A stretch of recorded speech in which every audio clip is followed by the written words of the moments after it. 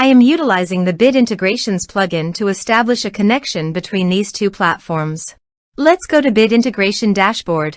Now click Create Integration. Now search and select Trigger, which is Elementor Form. Select a form. Click on Next. Search and select an action Thrive Automator. Give here a webhook URL, so go to the Thrive Automator dashboard. Create the first automation. Choose a trigger incoming webhooks. Copy the webhook URL and click on the Listen to fetch the URL. Then go back to your integration site and paste it. Body.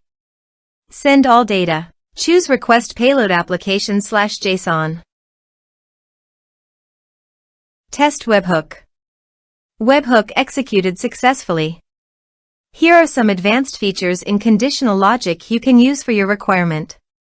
Next. Finish and save it.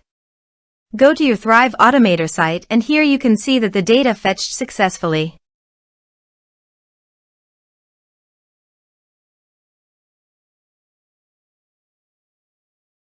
Done.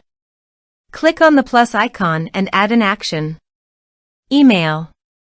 Add user in autoresponder. You can select the action you desire. I choose MailerLite.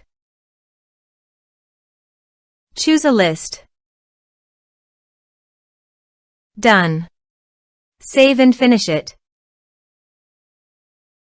Set the status as active. Now check the integrations by submitting a form.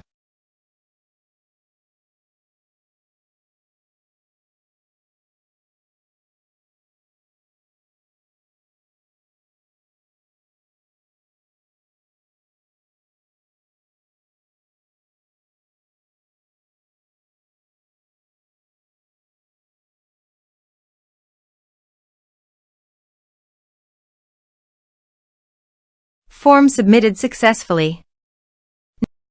Now go to MailerLite dashboard. After successfully sending the data via Uncanny Automator, you can see it in MailerLite.